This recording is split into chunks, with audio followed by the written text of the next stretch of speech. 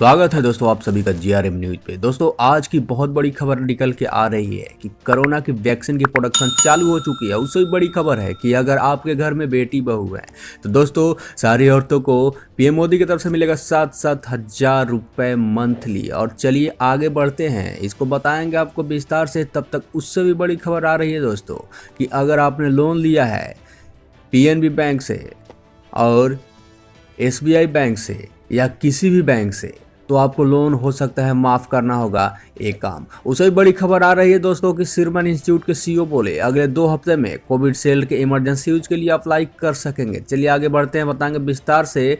तब तक आगे खबर आ रही है कि भीऊ महाराज की बेटी से पहला इंटरव्यू हुआ। कोहू बोली एक मकान आयुषी दूसरा बुआ ने रख लिया, मेरा खर्चा माँ जो छोड़ गई उसी से चलता है। चलिए दोस्तों अगली खबर है कि किसान आंदोलन पर शाह की शर्त। गृह मंत्री बोले किसान अपना प्रदर्शन शिफ्ट करे, अगले ही दिन सरकार आपसे बातचीत करने को तैयार होगी। जानेंगे विस्तार से।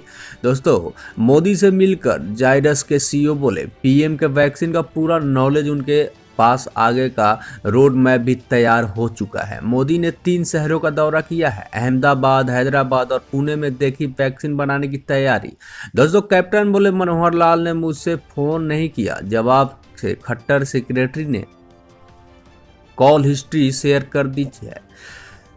दोस्तों शांतिपूर्ण रहा चुनाव का पहला फेज, जोशो खरोश से वोटिंग करने निकली आधी आबादी। जी हाँ दोस्तों, कश्मीर में चुनाव बहुत शांतिपूर्ण से ही चल रही है। और होशंगाबाद में रिश्तेदारों के खून घसीट कर घर ले गए, हाथ पर तोड़े, फिर गांव में सड़क पर 12 साल के बच्चे सहित 3 को मां के सामने ट्रैक्टर से कुचल दिया। अगली खबर है दोस्तों कि चीनी वैज्ञानिक का दावा है कि भारत से दुनिया में फैला कोरोना। ब्रिटेन के प्रोफेसर बोले इस दावे में दम नहीं है। पैगॉन में अब नेवी के मार्कोस कमांडो तैनात, आर्मी और एयरफोर्स में कमांडो पहले मौजूद हो चुके हैं।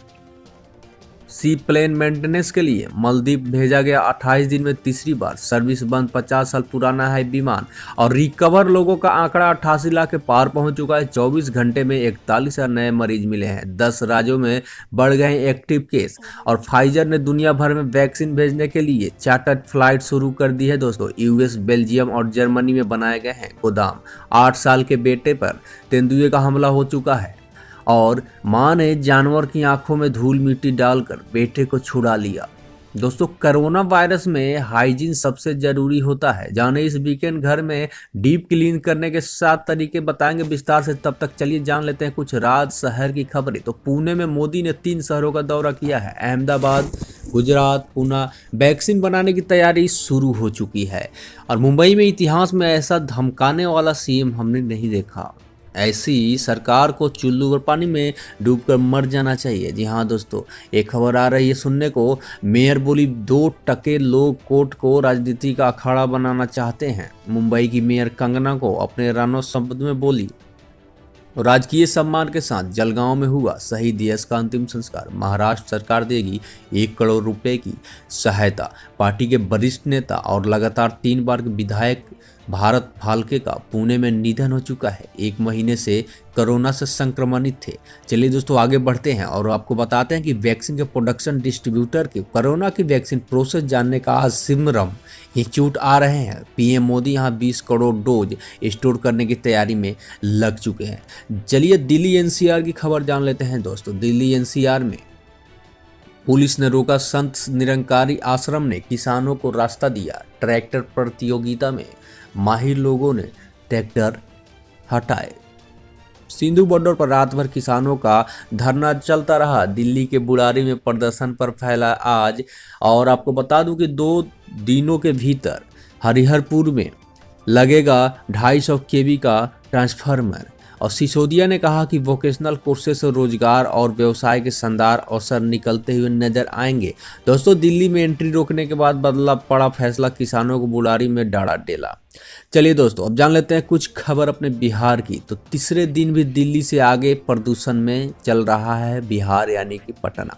प्रदूषण में दोस्तों पटना देश में टॉप हवा सबसे जहरीली एक्यूआई लेवल 350 पहुंच चुकी है। जी हाँ दोस्तों, इसको जानेंगे विस्तार से। सबसे बड़ी खबर आ रही है कि राजधानी पटना हवा दिल्ली से भी ज्यादा जहरीली हो गई है। शनिवार को पटना वायु प्रदूषण के मामले में देश के 121 शहर में टॉप स्थान पर रह रहा है, जबकि शुक्रवार को चौथे स्थान पर था। 24 घंटे में आंकड़ा टॉप पर पहुंच गया है। लगातार तीसरे दिन भी दिल्ली से अधिक पटना में वायु प्रदूषण मापी गई है। पटना का EQ लेवल 350, जबकि दिल्ली का 231 है। तो बहुत ही बुरी खबर है दोस्तों, आपको मास्क लगा के रहना ही पड़ेगा।